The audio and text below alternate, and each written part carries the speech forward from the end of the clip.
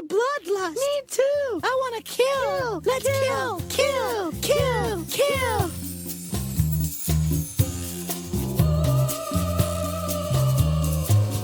Hello, listeners, and welcome to The Bloodlust. This is your go-to podcast for classy broads talking horror. As per usual, this is episode 229 of the show.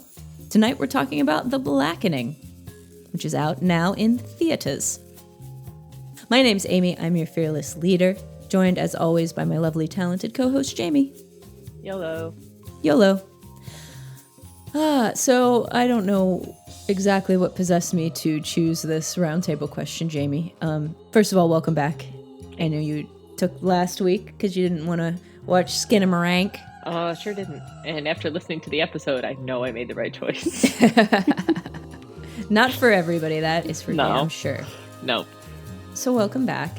And now we're going to talk about your favorite topic for our roundtable tonight, even though it has nothing to do with the delightful horror comedy that we watched for the episode.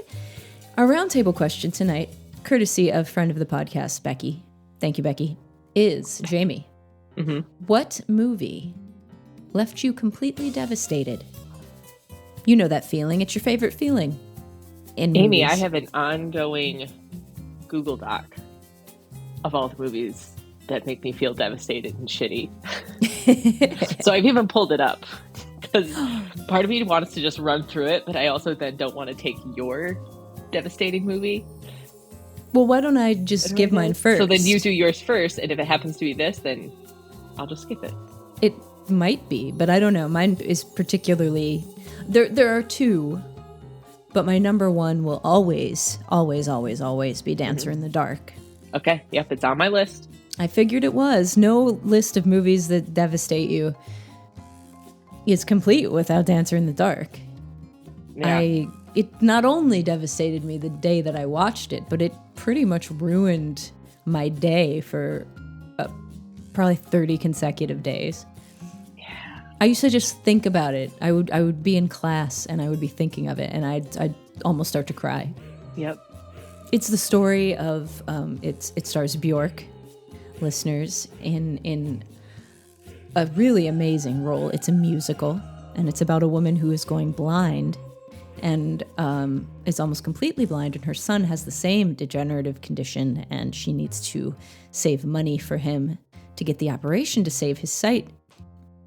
And she runs into a greedy neighbor who takes her money, and it just gets more horrible and more horrible and more horrible, and culminates with a very, very sad scene. And I don't want to tell you what happens, even though it's been out for like 20-something years now, but devastating. You look up devastating movies in a list, and it's on the top for sure. Yeah. All right, let's hear yours. All right. I love them all. They have a special place in my heart. They're like your children. They're like my little children. All right. So this is in no particular order. I can't believe you didn't alphabetize them or something. No, I'm not that organized. But I threw them together for someone at work who said they were looking for a real feel shitty movie. So I've got Super Dark Times, Kill List. Both reviewed on the show. Heavenly Creatures, Poughkeepsie Tapes. Okay. Irreversible. Oh, yeah. Martyrs. The Voices. Okay.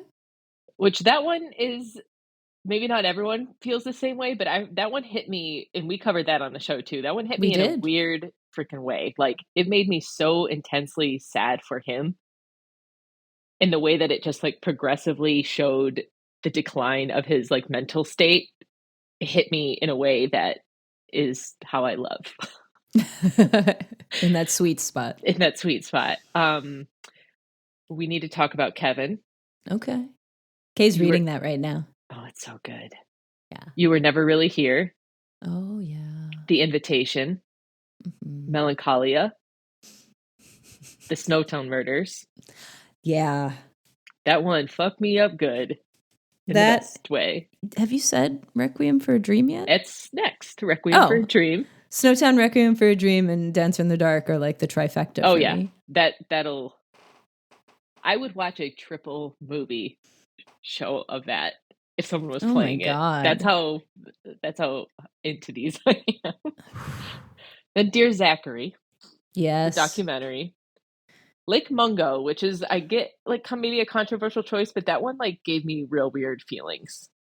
It's a very sad movie. Hard Candy, Mm-hmm. Funny Games, Kids, and Happiness.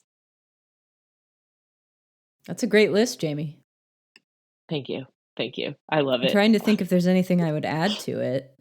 There's probably some that I'm missing. I mean, I would absolutely, we've mentioned it before, I'd absolutely add some episodes of Black Mirror.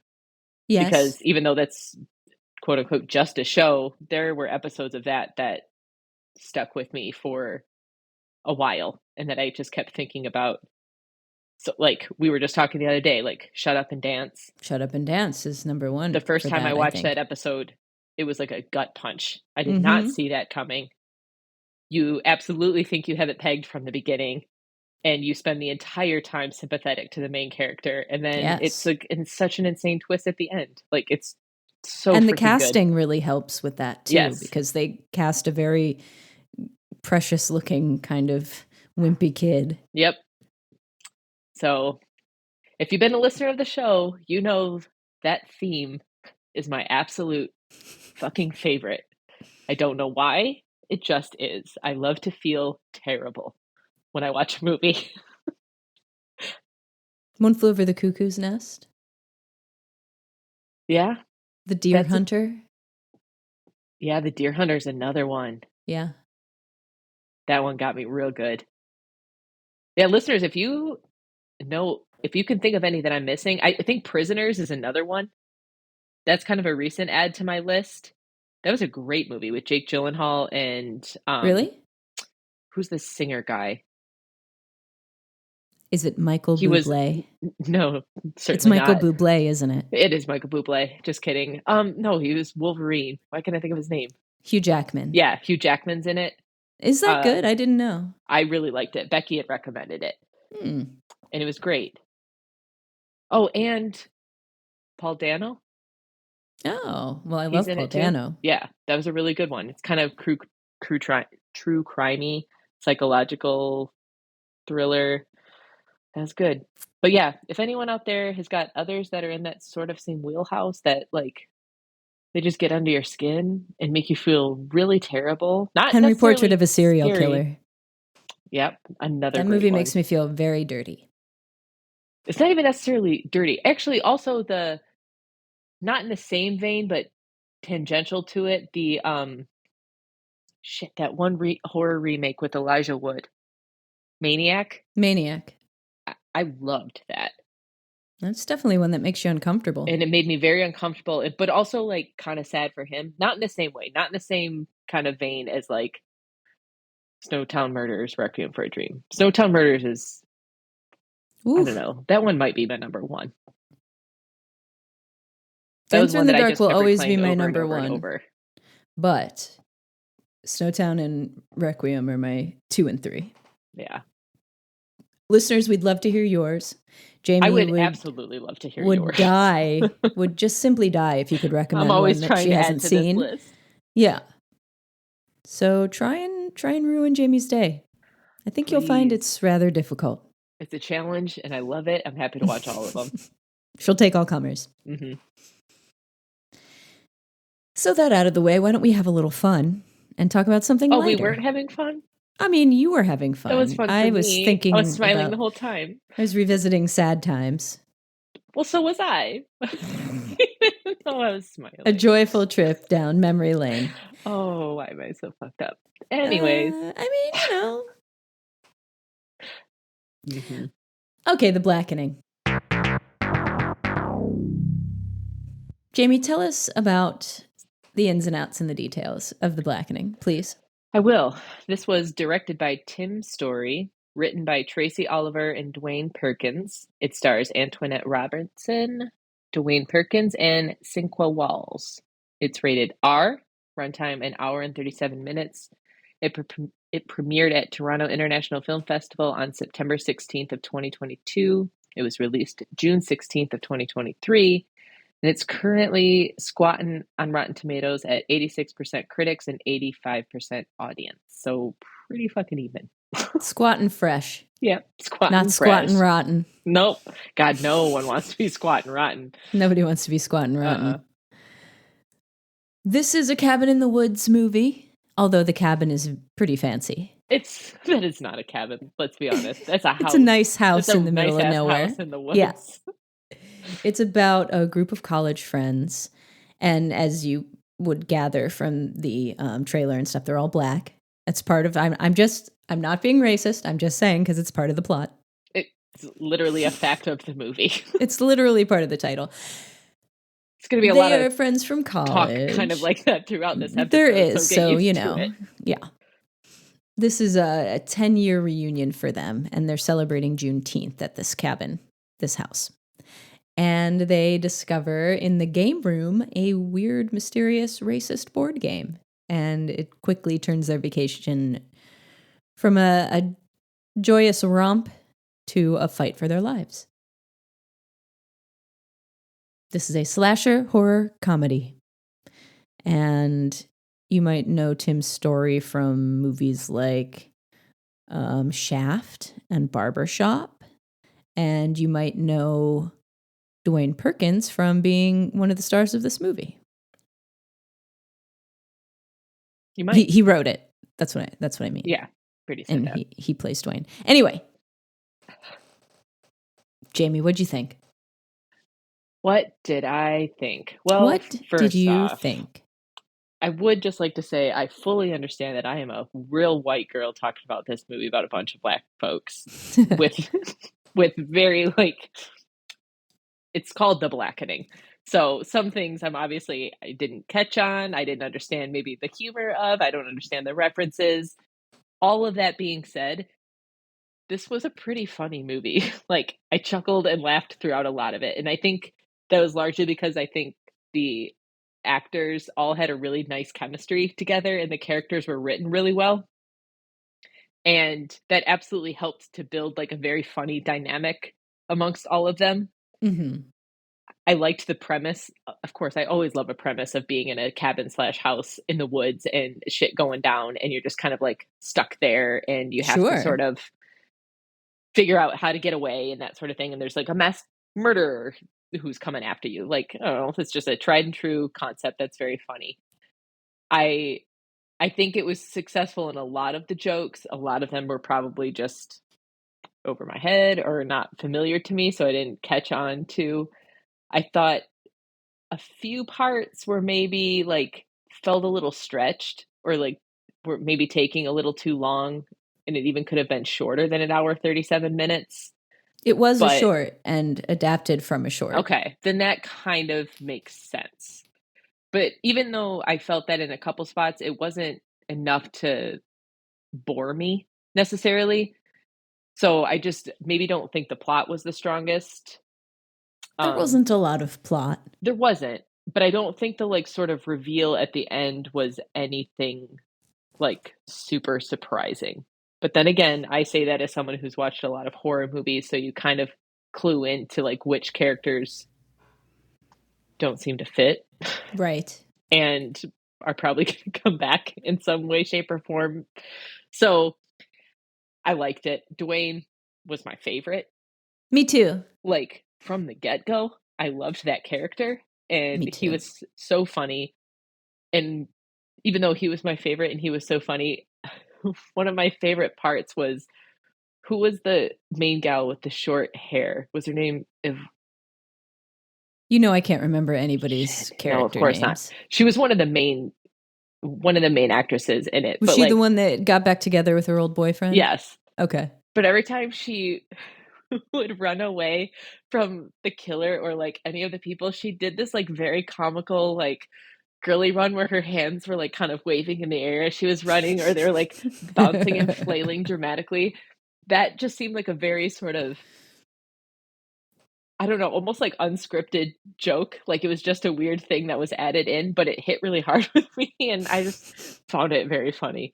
It has a lot of silliness, which I like. I really liked the sort of cold open of it. Like where it was just the two friends. I wish there would have been a little more of Jay Farrow. I'm kind of a fan of his. Me too. But it was funny that they made the joke about, the two biggest stars dying first. That they couldn't afford to have them any longer, that sort of thing. So that was funny. I loved the house. I'll say that. I loved the setting of it, and I loved that game room. Yeah, that was really cool.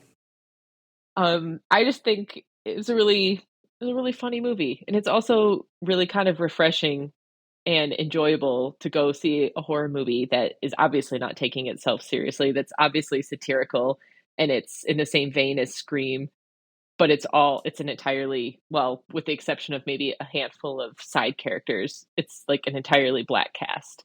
Yeah, it's great. And like, again, as a totally straight up white girl, like, I still loved it. Like, I still enjoyed myself, had a fun time watching it. I maybe didn't get all of it, but I don't care. Like, it's definitely a movie that I think is accessible by anybody. Absolutely. Maybe not racist, but. In fact, I think also, even though it's rated R, it's for language. There really isn't a lot of blood at all. There's one scene with a kind of excessive violence, but it's mostly off screen. Yeah. So I feel like teens could watch this as long as, you're okay with them hearing some swears. Yeah, and who's not hearing some swears all the time? At school. Yeah. No, I thought it was a funny movie. I enjoyed watching it. Like, the story wasn't the strongest. I thought the actors and the characters were all pretty solid. Like, I liked all of them. Oddly enough, like, if once we start, I guess, talking about plot and what happens at the end, there's one particular character I wasn't super wild about. Same here. I thought he was a caricature. I didn't 100%. I didn't like his interpretation of the character. Else. He did a lot of weird physical stuff that I didn't like. And it wasn't like he talked out of the side of his mouth like Sammy Davis Jr. a lot for some reason. Right, and he held his hands up weird. But sometimes he didn't talk out of the side of his mouth. So like it wasn't even a consistent caricature like of himself. And there were some parts like the not really accent, but like accent or cadence in which he spoke, like that wasn't consistent, because sometimes then when he yelled, he sounded completely different. Right. So that was a character for me that, like, whenever he maybe had a couple funny parts, but most of the time when he was on screen, I was kind of taken out of it. And I think everyone else absolutely overshadowed him. Yes, everybody else's character was so well developed and so funny, and they had such a good chemistry together. It wasn't just because that character was supposed to be the odd man out. It was that his performance as the odd man out was not. He went a weird way with it that I didn't think worked great. Agreed. I don't think it really detracts too much from the movie, but I do think that if it had been a better performance, it would have made the stuff that happens at the end work better. 100%. And that's probably, outside of the couple places where I felt like it stretched on a little longer than it needed to, that would probably be my biggest gripe about this movie, is that the very ending, like the big reveal when things are being found out, that sort of thing, to me that felt super weak, and that was largely due to that, to him, to that character and that actor playing the character. And he's not a bad actor. I've seen him in other things and I've liked him. It was just a weird way to take the part. It was. Which is too bad, because like everyone else was really pretty spot on and hilarious. Like, really funny. They had moments where maybe they weren't as funny, but they also had moments where I found them very funny. Like the one, I obviously don't remember the names, but the gal who loved all the wine, who like stopped and picked up the wine. Yeah, she was my second favorite. She was really also funny. My second favorite. Like, she was super funny. Yeah, I enjoyed it. I wouldn't say like, wow, that movie was like that was top. Like, one of the best movies I've seen this year, and highly recommend, that sort of thing. But I would recommend watching it because it's a fun time and it's something different. It's, again, not a cast of a bunch of white people, and it doesn't take itself seriously, and it makes a lot of like social commentaries and commentary on horror movies and how Black people are represented in horror movies, and how characters in horror movies are expected to act. Like, it's just it understood what it was trying to do, and it like And it didn't talk down to the audience, and it assumes Right. that the audience has the same amount of information that the characters have, which is good. Yeah. It's refreshing. I feel like compared to like Scream that came out this year, the dialogue in this is so much more natural and so much more funny and smarter and less like pandering and kind of like talking down to the audience. Yeah. Than Scream. I just found this really refreshing. It was fun. I have the same gripes with it that you have, although I don't feel like it was overlong. It was fine to me. It Not flowed that it was okay. overlong. There were just maybe a couple scenes where, or not even scenes, just a couple moments within the movie where I just felt it was a little too stretched. Like they could have trimmed it a little bit. But not that the movie that comes overall from was too long. I suppose that comes from it being developed from a short. Yeah. Yep. It didn't ruin it for me. The dialogue was so sharp. I recommend that you go see this in the theater if you're able to, because it's a fun experience. I got to see a preview screening of this like a month or so ago, and it was sold out, and that was a really fun crowd. It was. I'll bet. It was sort of reminiscent of my first time seeing. Sorry about the dog barking. It was sort of reminiscent of when I saw Scream and Scream 2 in the theater, you know, with the amount of like audience participation, and it was really fun. So I would say if you can see this in the theater, see it in the theater. You will laugh a lot. There's I think that probably, like you said, we're not going to get as much out of this as its target audience, but I think there's a lot of interesting exploration of the idea of blackness in this movie.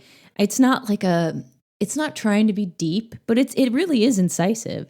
And I liked all of the discussion about being black enough, who's the blackest. You know, they talk about that. It's part of the, you know, it's part of the plot, but it's also just part of their everyday conversation. Yeah. You know, the character who's biracial, the guy who's from Africa, is the guy from Africa more black? Is the girl who's biracial less black than the rest of them? Is the gay guy less black? Because he's gay. Yeah. What was the quote he had where he said his grandma used to say that black gays were whites with dresses on or something like that. Yeah. And even like are conservatives that vote for Trump, are they less black? You know, they brought all of that stuff up, and I think that's a really interesting discussion. One that I'm really not qualified to weigh in on, but one that I found interesting. Yeah. I also never understood or knew about the significance of the game spades within the black community, but apparently it's a big thing. Because it played popular. A very big part in this movie. I always found that, like, when I was in college, when I would hang out with a predominantly white group of friends, we would play euchre. And when I would hang out with a predominantly black group of friends, we would play spades. So that I knew. Okay. Already. But there's a lot of stuff in here that I didn't know. I never really got into cards until like the last 5 years or so. Well, we're glad that you're a card person now. Thanks. I really also loved the characterization of Dwayne as a gay man in this. It was so refreshingly free of the normal stereotypes and the fallback kind of caricatures. Yeah. He was great, and he had layers, and he was really funny. He was instantly my favorite. Mm-hmm. Of course, if you write the movie, you're going to give yourself all the best lines, so, you know. Sure, but it's not even that he had necessarily all the best lines. He also, like, played them so well. Like, the character, I mean, that's just how he is in real life, and wrote the character to, like, be exactly how he is. But he was just very funny. Even the scene where he had taken Molly and was just, like, dancing in front of the fire and stuff. That was hilarious. Yeah. Or if he put on that robe that said "that bitch" on the back, like, all of it. Like, there were I would really like to have that. I want that robe. Yeah. I don't even like robes, and I want that robe. Oh, I love robes. But I love that one. I don't like them because then I feel like if I sit on the toilet, it's going to touch the toilet. Well, so you got to, like, bunch it up and hold it. I don't want to. What if it falls and touches the toilet? Then I have to throw it down. Well, hold it better. Well, sometimes it's hard to hold while you're, like, wiping and stuff. You do a little twist and hold. I don't like it. It's not great for my back. You don't wear enough robes. Well, that's fine. They're not for everybody. I would wear it if I had that robe. Okay. You try harder. Yeah. Did you catch the Sister Act 2 quote in this? I did not. What was it? Oh, it was when the girl that we like was giving the one girl who takes the Adderall the pep talk. Okay. I forget what it is, but she quotes, it's like, you pay attention. It's a thing that pay attention. Yep. Classic quote from Sister Act 2. Shut up. I knew what it was from. I can't tell you. If it's, I don't know. I don't know it. But you mentioning Adderall does remind me that I was confused. As to why she seemed like she was tripping from Adderall. I don't know. Maybe she took a ton of them. I guess I don't know what happens. Is that what happens when you take a ton I don't of them? know. I've never taken a ton of Adderall. Yeah. I take it like for a reason, not to just get like high, but I would have never expected that would be the result of it. That you like. I think that making trippy. her have like tracers and stuff in her vision was a weird choice. But I like the idea of her like painting her face like Rambo and going out there and like whatever. That was funny. And I can buy that for Adderall because it'd make y'all business, you know? I guess it does kind of make me a little business. Yeah. But it doesn't give me tracers. I don't know. I was just very confused on the whole, like... I was a little confused about that, too. She was visibly fucked up about it. That is not that kind of drug. I was jealous at their access of Molly, though. Jamie? Just saying. Just a quick little comment on it. Well, they're upwardly mobile young adults. Yep. Of course, they have access to drugs. You saw all their cars. They're doing fine. That's true. Yeah, they're all doing just fine. I love the bit about all of the like sort of telepathic communication. Wasn't that funny? I really liked that. They had so many little good things that indicated that they were really friends. You know what I mean? Like we watch so many movies where it doesn't feel like, it doesn't feel like these people know each other. That's what I mean. For so many movies that we watch, and these ones it felt like very much benefited from the actors and their chemistry together playing the characters. And the script being so good.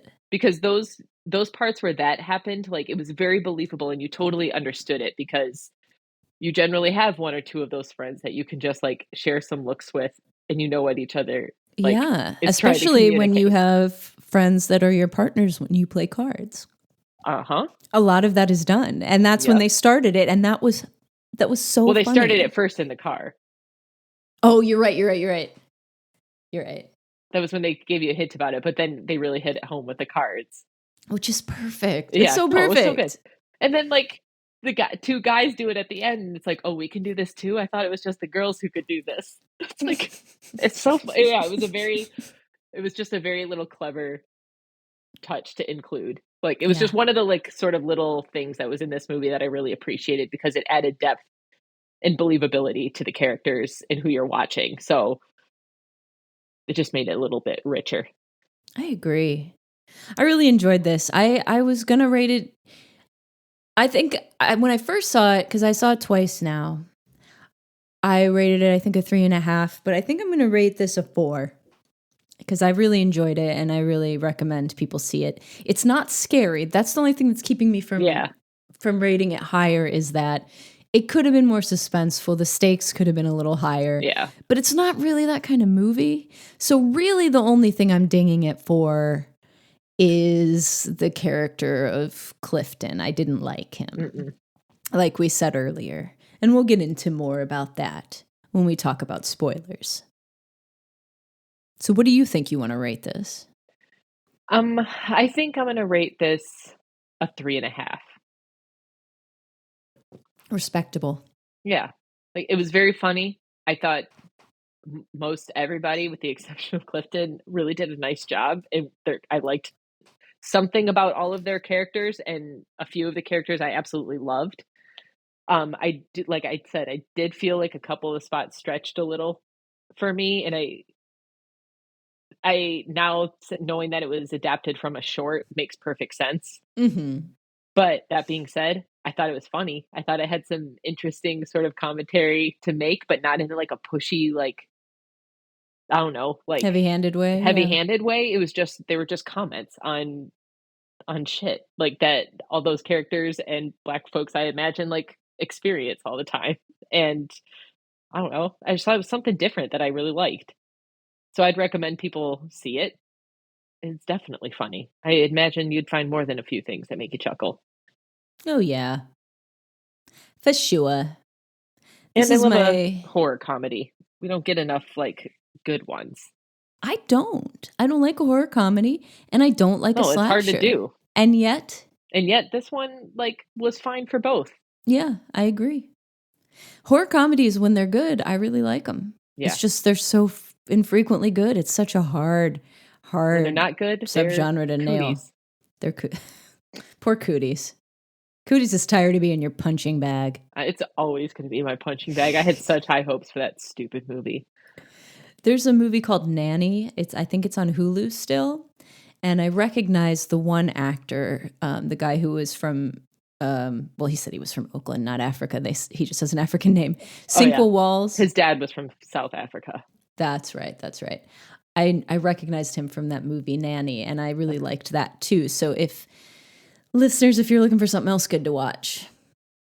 I definitely recognized him from something else, but forgot to look it up. I thought I recognized him from something else too. I know was the only thing with him in it because his face is very recognizable. It is. He's done a lot of TV, so that's probably why. Yeah. He's probably been on SVU. I mean, most likely. Yeah.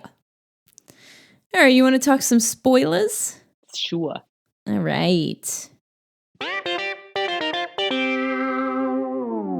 So there are these two brothers who own the house that they're renting, and those brothers have been paid by someone to force these people to play this game and to enforce and kill the one that they deem the blackest.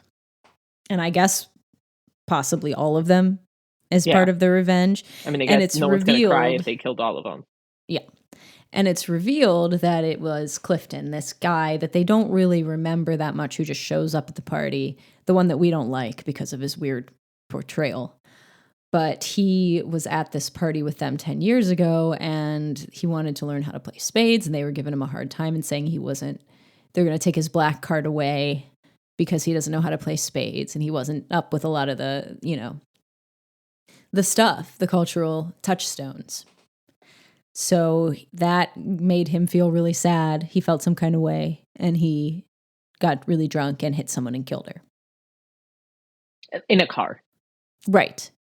With his car. Yes. Not just like he punched her. He punched her, and he punched right through her skull. Yep. Because he was so drunk. Look it up. Just kidding. Science. So because of that, he wanted to punish all these people because they deemed him not black enough.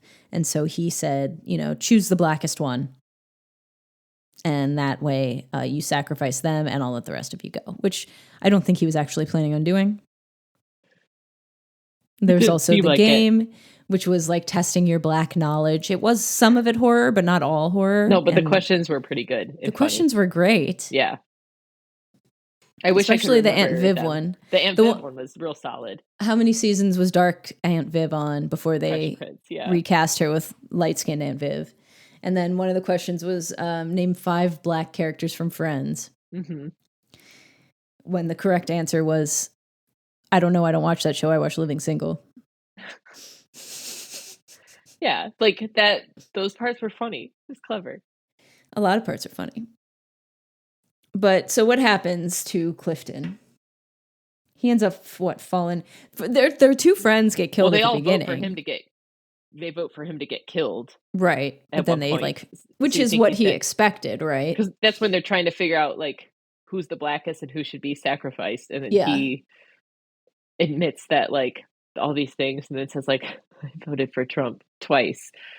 And then they're like, get out of here. And he quote unquote dies. Right.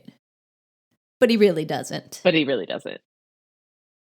And he comes back and he threatens them. And then he gets his. Yeah. And there's a convenient well there. And then in the morning, they're all waiting there and all their tires have been slashed. And they're like, what do we do now? Call the cops? And they're like, and then they all laugh. No, we can't do that. So they're all just kind of sitting there waiting. And think about what they should do. And that's the end. After they pushed him in the well, and Dwayne says something like, well, I guess that's the end of him, or something like that. Like, I don't know. Like, there were a lot of just really solid quotes from this. I definitely would like to watch it again because I think it's very quotable. It's just hard to pick up on all of them and remember all of them the first time through. Well, plus you're laughing through stuff the first time.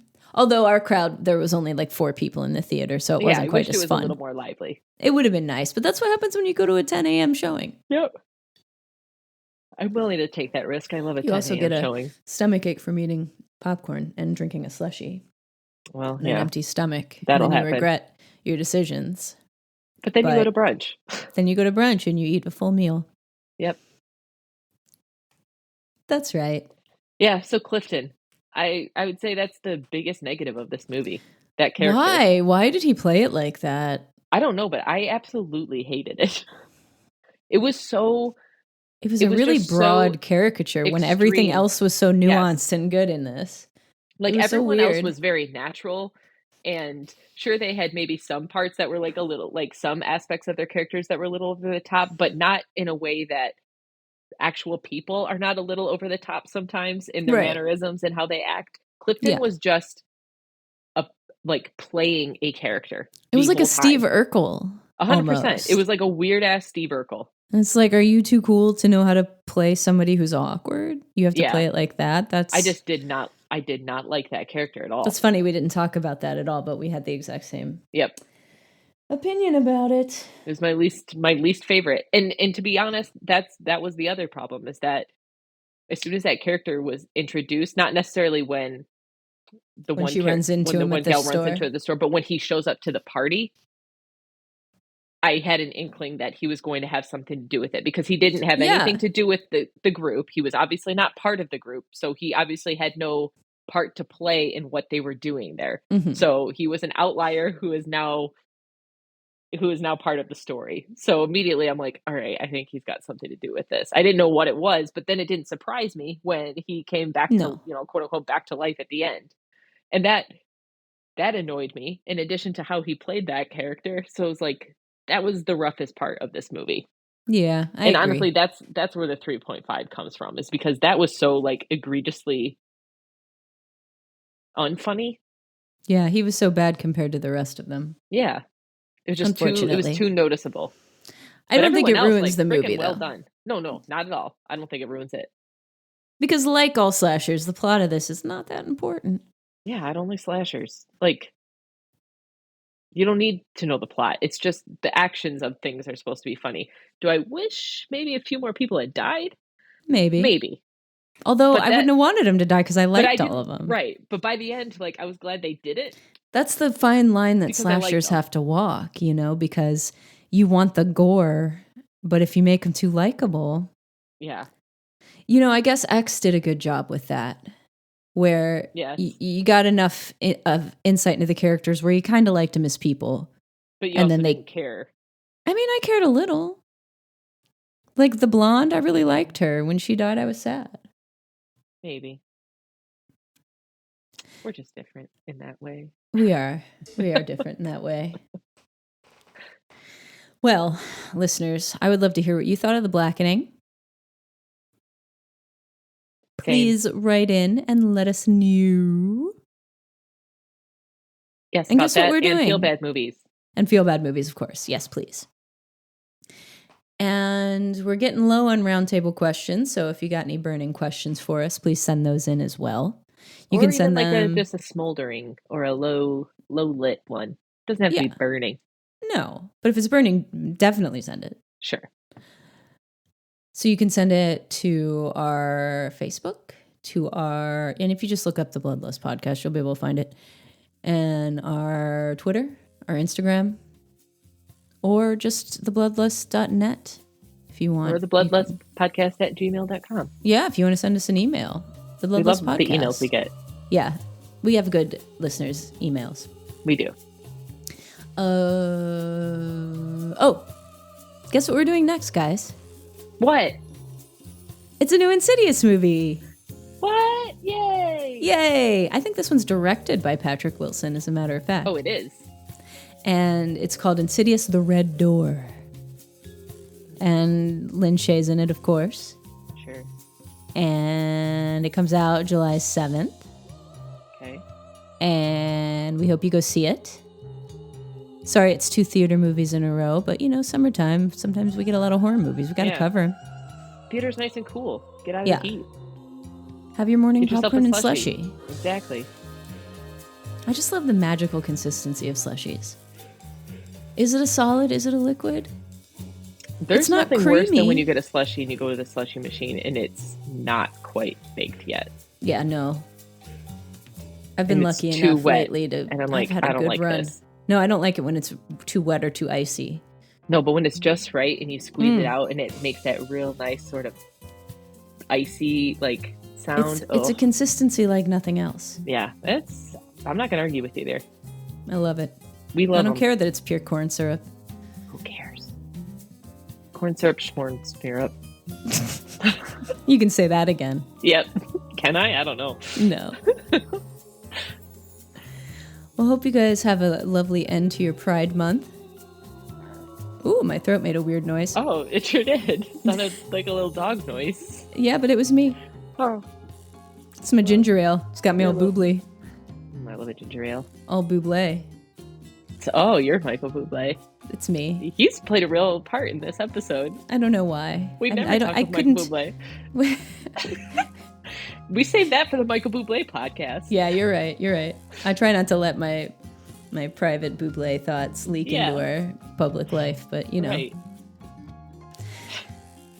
Well, we hope that you've enjoyed listening. Jamie, thank you for joining me. I hope you have a nice trip. I will. We'll talk to you in 2 weeks when we'll be reviewing Insidious, The Red Door. And until then, I've been Amy. And I'm Jamie. Thank you, good night, and hail Ratma. Goodbye.